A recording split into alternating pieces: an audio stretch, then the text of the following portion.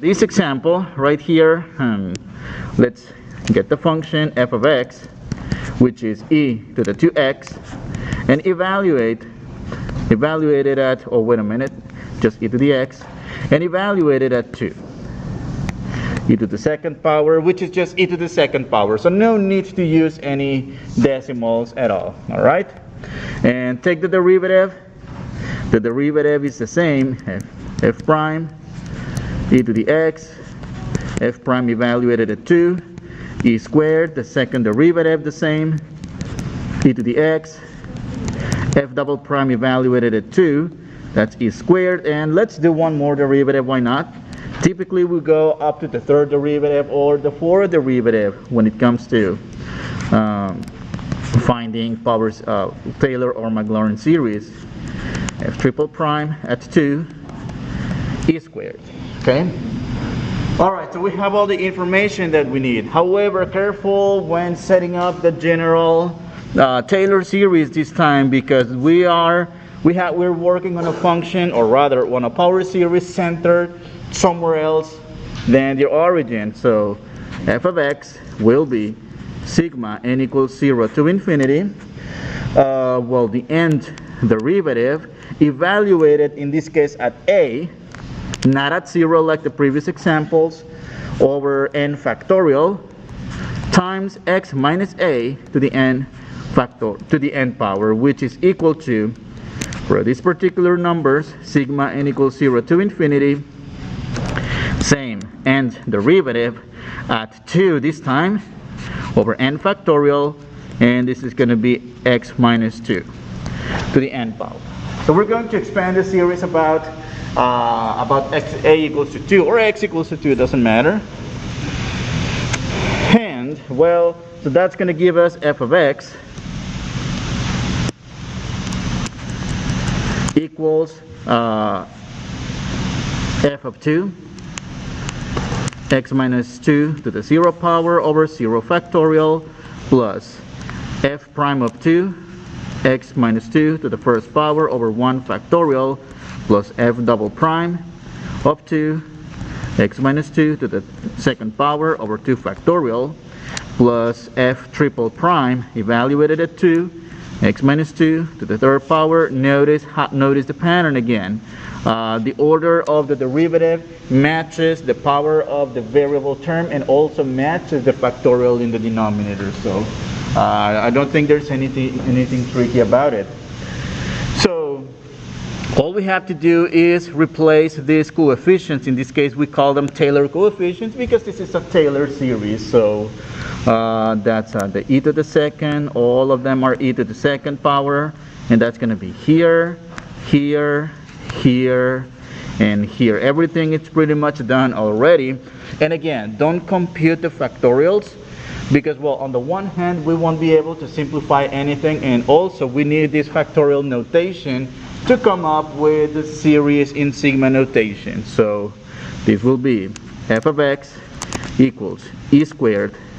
Okay, so that's well, let me write the x minus 2 to the 0 power. Let me keep it as 0 factorial plus e squared x minus 2 over 1 factorial plus e squared x minus 2 over 2 x minus 2 squared over 2 factorial and e squared x minus 2 cubed over 3 factorial.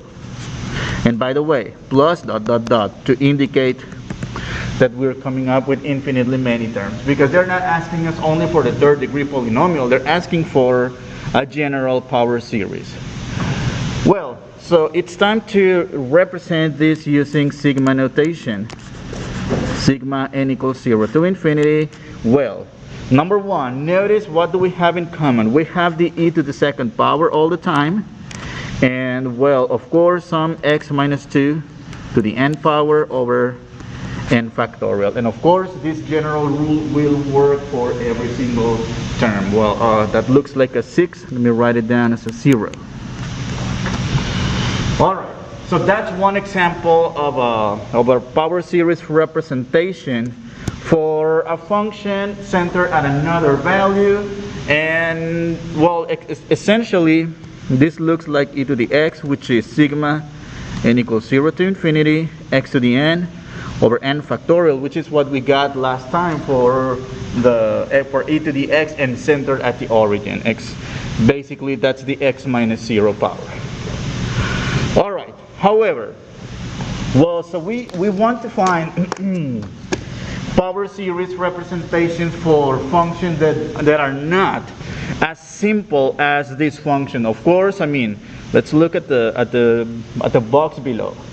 Of course, we want to find a power series representation for a function like this, you know, f of x equals x to the 4th, e to the 3x squared, x squared, g of x equals x squared times cosine 9x, and this madness right here, all right?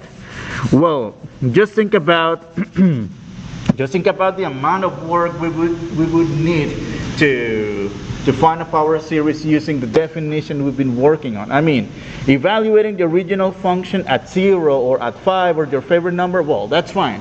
However, taking the first derivative, product rule. Well, one product rule, it's all right, it's doable. However, by the time we get to the second derivative, this is just going to become madness, taking many product rules, right? Or combining a lot of like terms. So there has to be a way to come up with power series for functions like this, and so that it doesn't take too long like this for like even the simplest case. Look at all the work that it takes. Well, lucky for us, so we are going to have a summary of power series. So, and well, your textbook has this table of power series in terms of x, but I changed the letter to a u because u could be anything. You know, whenever we have a composite function, you know, like cosine of x to the 9, you know, instead of going the long process, taking derivatives and then taking many product rules until we get some pattern. Well, it's doable, but it's not the most efficient way. So in this case, we're going to use the functions, their power series representations, and notice how we already got these results before, but we got them in terms of x, in terms of u. I'm changing the variable for u to again represent composite function. So instead, so let's go about some examples. All right. So find a Taylor series representation for the function centered at the indicated number. All right. Well, so number one, let's start with the function f of x,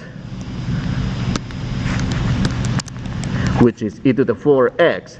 However, this function is a composite function, and I'm going to write it in terms of u, where, so e to the u, where u equals to 4x. And well, instead of taking 3 derivatives, 4 derivatives, write the whole definition of Taylor or Maclaurin series, write every single polynomial term, well, instead we're going to go from the function to its power series representation. So in this case, e to the u, just go all the way to its sigma notation, sigma n equals 0 to infinity u to the n over n factorial. Again, it's like doing a u substitution, but well, we're not integrating. We're just going from elementary function, u sub, power series, back substitution. So that's sigma n equals 0 to infinity u to the n over n factorial, where u equals to x, or rather 4x, and just back substitute for u. That's all we do. N equals 0 to infinity. That's a 4x to the n power over n factorial, which means 4 to the n, x to the n over n factorial. Final answer. So we got this within a minute or less, instead of 5 to 10 minutes taking many derivatives, writing all these terms in polynomial form. Just use a formula as well. Nevertheless, on the homework, you might be asked to do one using, or at least a few doing the long process, because some of those problems are set to fill in the blanks for the given number of terms Also on the exam, for sure, at least you will be asked to do at least one will be to be done using the long process. But for practical terms, or in some cases, they're just gonna say, use the formulas, use the power series representations. All right. What if in this case our center is not 0? Like in this case, it's centered at x equals to 3. All right. So here is where it gets a little tricky. So number one, let me write f of x e to the equals e to the 3x. But I mean, when I see this e to the 3x, what I see is a function centered at 0, because this is essentially 3 times x minus 0, which would correspond to a Maclaurin series. However, we don't want that. We want a Taylor series centered at x equals to 3. So what's the trick here? The trick here is to add a special version of 0. What's that? Well, I'm going to add 0. Well, adding 0 doesn't change the value, does it? But that special version of 0 is a 0 that helps us get the center. So that means we must have some sort of x minus 3 factor somewhere. To get this trick done,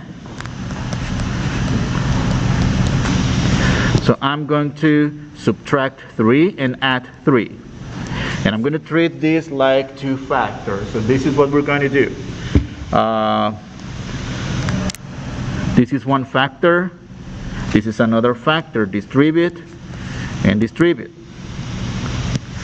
And well, this will be e to the 3 times x minus 3 and plus 9. Okay? Using laws of exponents, notice we have e to the a plus b, that's going to be e to the 3 times x minus 3 times e to the 9th power. And well, let me just write this in reverse order. So, because this is basically just a constant factor, it's a constant coefficient, that's e to the 9th times e to the 3 times x minus 3.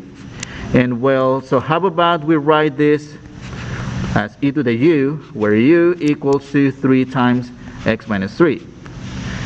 From here, we may go about the power series representation.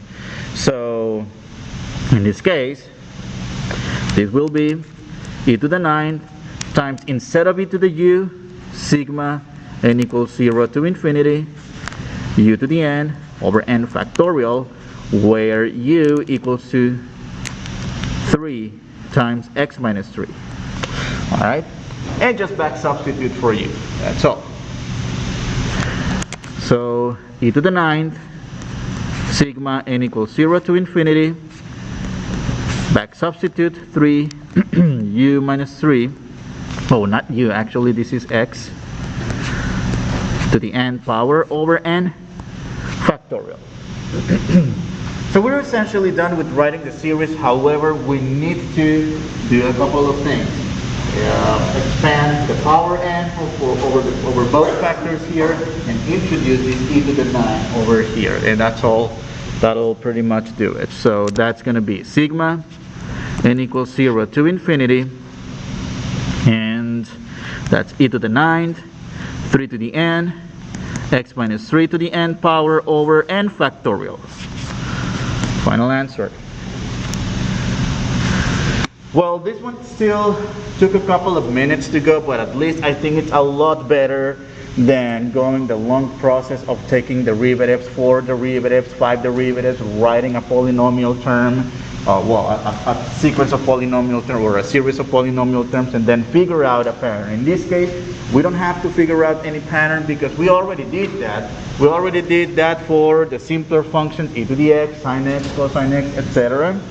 So we can just rely on those results to come up power series of composite functions. All right, what about this one? X to the 4th power, e to the 3x squared. Okay, just think of finding the first derivative, the second derivative. That's just going to become madness here. So lucky for us, we have the power series representation. So, and in this case, well, it's good that it's centered at 0 because we don't have to do that special version of 0 to come up with something with some other factor.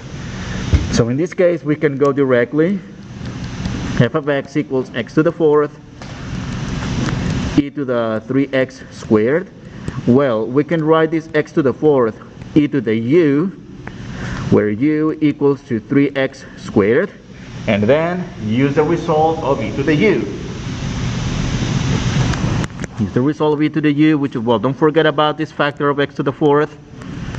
Sigma n equals 0 to infinity, and that's u to the n over n factorial, where u equals to 3x squared. All we do, back substitute for u in this case, x to the 4th, sigma n equals 0 to infinity, that's 3x squared, quantity to the n power over n factorial. And well, that's we're essentially done with coming up with the series. However, we need to distribute the power n to both factors, 3 and x squared, and also introduce this x to the 4th power into the general rule for the series. That's going to be, well, x to the 4th power, sigma n equals 0 to infinity, and that's a 3 to the n. X to the 2 to the n, well, that's 2n. Recall that the power of another power, we multiply the power, so n power of 2 of x squared actually multiplies the powers, and the denominator is simply n factorial. And well, in this case, let me focus on the x factors, x to the 4th, x to the 2n.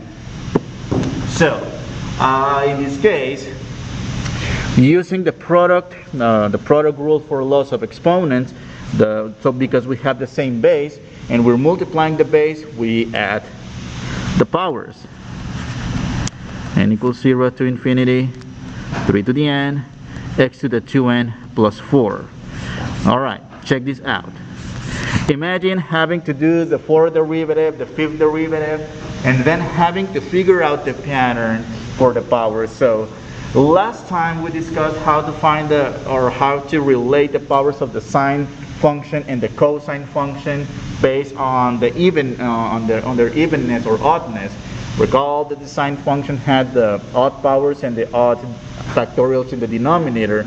So imagine having to figure out a 2n plus 4 pattern for the powers of this function if we did it the long way. So it would have taken some time to figure it out. So just go with the formulas. Let's do one more. Let's see. X squared cosine 9x, and also it's also centered at 0. So f of x equals x squared cosine 9x. Well, so this cosine 9x, it's another composite function that we can call cosine of u, and just let u equals to 9x. In this case, well, we're going to use the power series representation for the cosine function, not the one for the exponential function.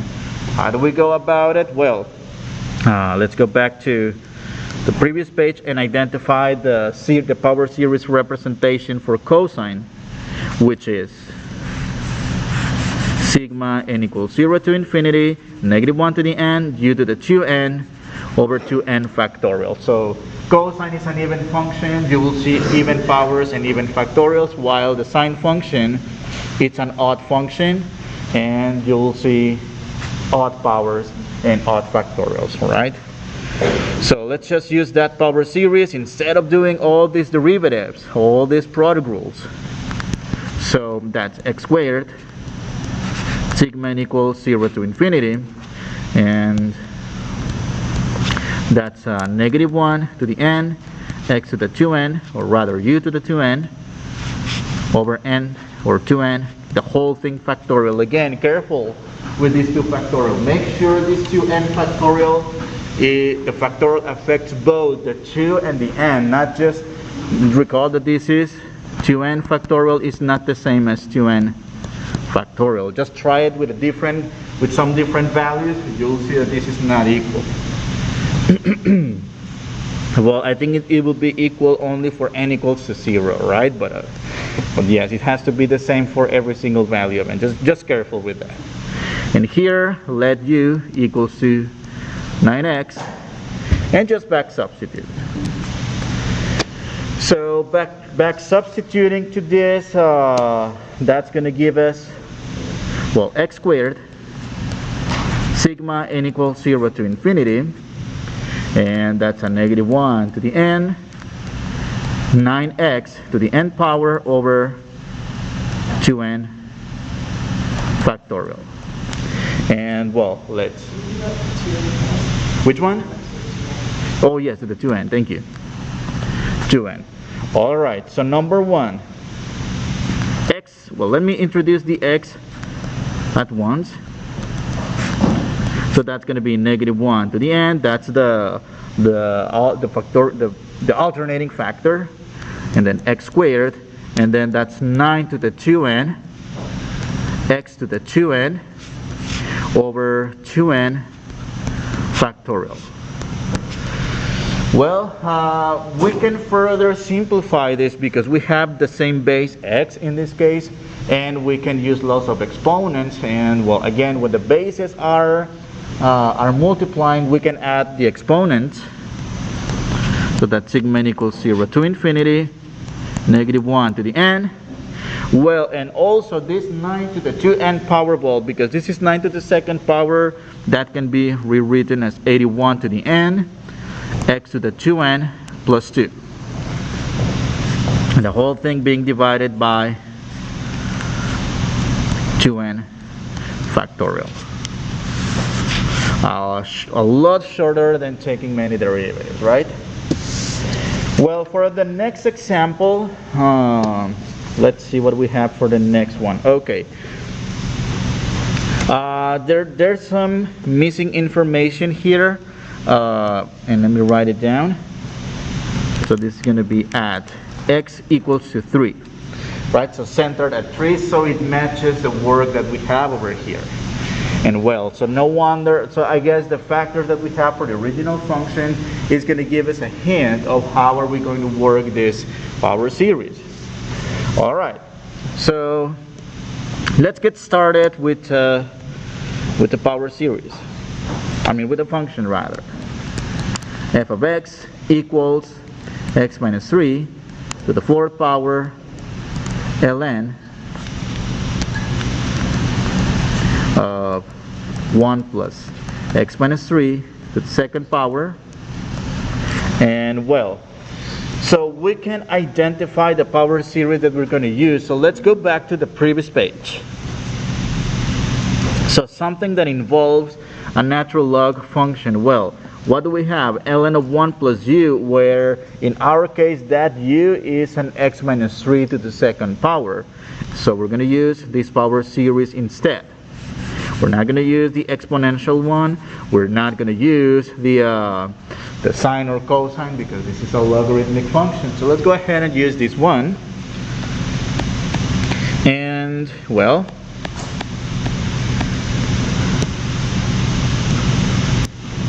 so that's going to be x minus 3 to the 4th power, and that's number 1, ln of 1 plus u, where u equals to x minus 3 quantity squared. Well, I'm not going to have enough space over here, so I'm just going to continue on the next line. So this is x minus 3 to the 4th power, and well, the power series for the natural log function, or the natural log of 1 plus u, to be more specific rather, this is sigma. And actually, one thing to notice here, this series doesn't start at 0, I believe. So that's something you might want to keep in mind. Yes, this one starts at 1. Sigma n equals 1 to infinity, as opposed to the remaining cases, they all start at 0. But of course, you can do the shifting of the index and come up with, the with a new series if you want, that's fine. And well, then to begin with, that's negative 1 to the n minus 1 u to the n over n, where in this case keep writing u equals to x minus 3 to the second power. This is equal to x minus 3 to the fourth power, sigma n equals 1 to infinity, negative 1 to the n, u to the n, which in this case is x minus 3 squared to the second power over n, and number 1, oh, not to the second, it's to the n power. So number 1, raise this factor x minus 3 squared to the n power, essentially just multiply the powers.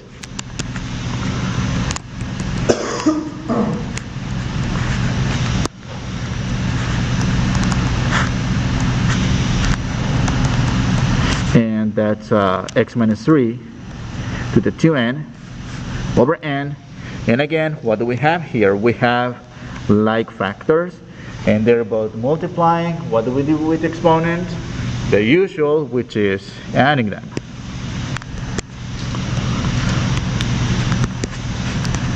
Sigma n equals 1 actually to infinity, negative 1 to the n, x minus 3 to the 2n plus 4 over n.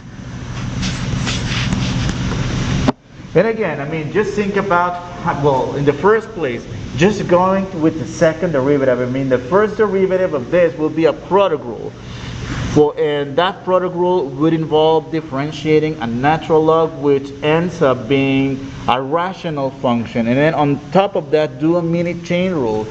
So the third, I'm envisioning here that taking the second derivative will involve not just product rules, but actually quotient rules. Could you think about the amount of work we would need in order to get a power series for this? It's going to be a lot. Yes? Which one? Oh, yes, the minus 1 for over here, right? Thank you. So these are a few exercises on getting some power series. However, well, it looks like we have plenty of time, so I'm going to go over a couple more exercises. I'm going to, well, actually I have them here. So, how about f of x? F of x equals to 2 to the x. Well, that's an exponential function, and in this case, it's an exponential function with a base other than e. Well, we don't have a general representation of the series for a function like this, but we will figure it out somehow.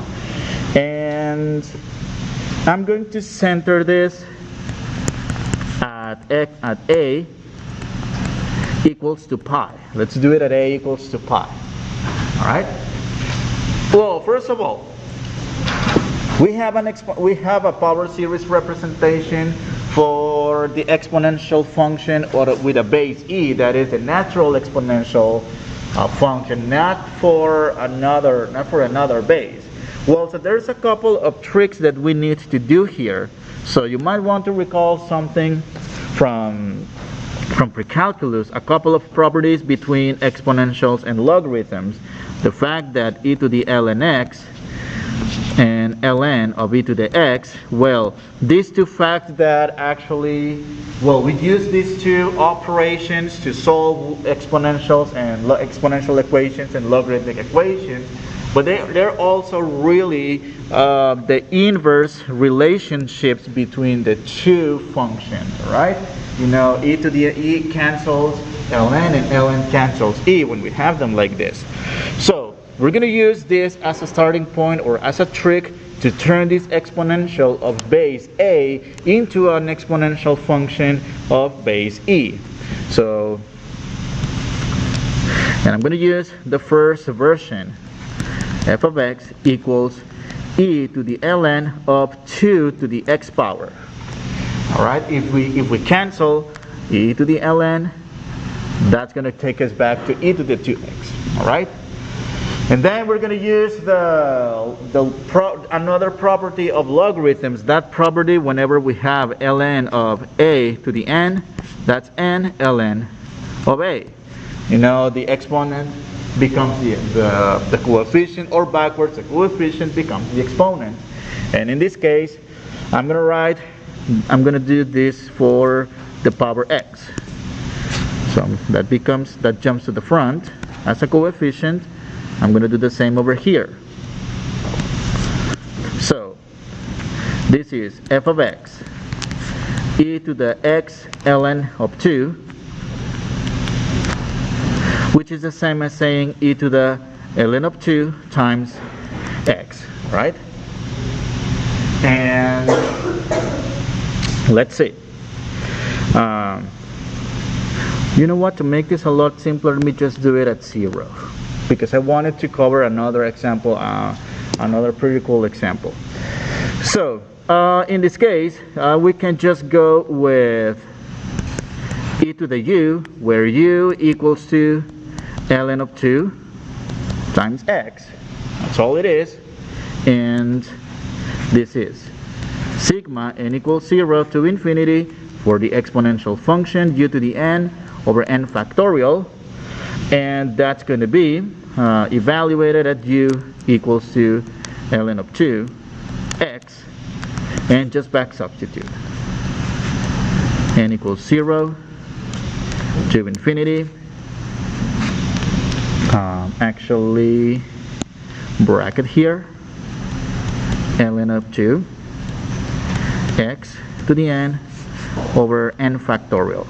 And again, just distribute the power to both factors here, ln of 2 and the x.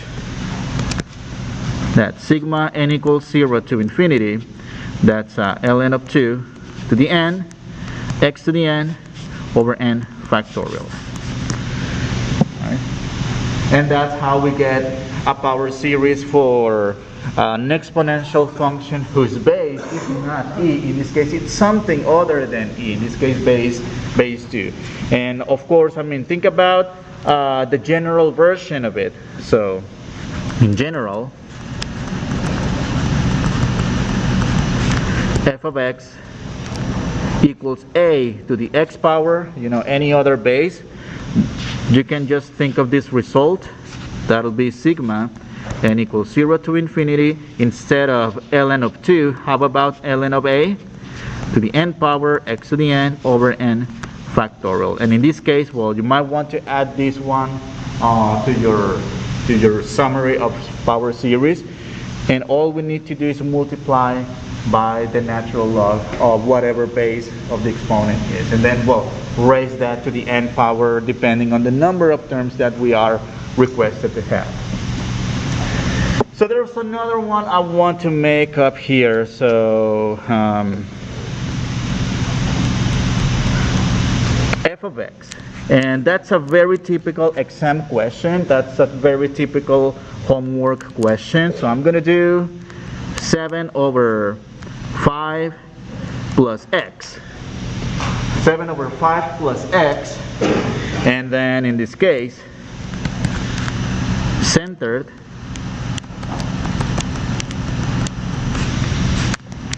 at x equals to 2. Alright? Okay, so number one, there's a couple of things that we need to identify first. So number one, let's go back to our summary of series. And in this case, we are dealing with a function that looks like 1 over 1 minus u, except for the negative. Well, we will have to do some trick with the negative.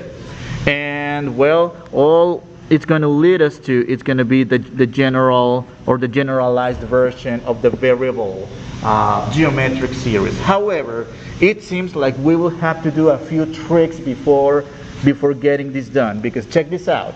The original function whose result is a geometric series has to have a 1 in the numerator, or if you have another factor or a number other than 1, just take it outside as a multiple factor. But the one that for sure has to be a 1 is this number right here. And I believe we did a few cases back in that section. However, we didn't do anything with a different shifting as we're going to do this time. So for this one, we have okay, so number one, we need to have a negative number here. All right, so f of x equals 7 over 5 minus negative x. Or how about, you know what, let's do the shifting first. So this means we need some factor of x minus 2. So that's a plus x minus 2 plus 2. Alright, so that's the trick. Subtract 2 and then add 2. And that's going to give us a 7 over number 1. How about 5 plus the desired x minus 2, group it by itself and leave it alone, and plus 2. So this will be equal to 5 plus 2, which is 7 over 7 plus x minus 2. So we can already start thinking of that factor or of that u, rather, that u that will be the x minus 2, but not yet. Not yet, because we need to make sure that this is negative on the one hand, and also we need to make sure that this 7 is a 1. So number one, let's get that 7 into a 1. And we can get that done by multiplying by 1/7 in the numerator and dividing and multiplying by 1/7 in the denominator. That's going to give us the following result. 7 times 1/7, that's a 1. 7 times 1/7, that's another 1, plus x minus 2 divided by 7. Alright, let's leave it like this. Well, it almost looks like the general series that we're looking for, except that we need that variable term in the denominator to have a negative sign. Well, that shouldn't be an issue, because we can always use the same trick we did before, or that we used before. Turn it into a negative x minus 2 over 7. And that finally looks like 1 over 1 minus u, does it? So we can write this as 1 over 1 minus u, where u equals to negative x minus 2 over 7. And we can just go about the general geometric series right here, which is sigma n equals 0 to infinity u to the n, where our u equals to negative x minus 2 over 7, and simply back substitute.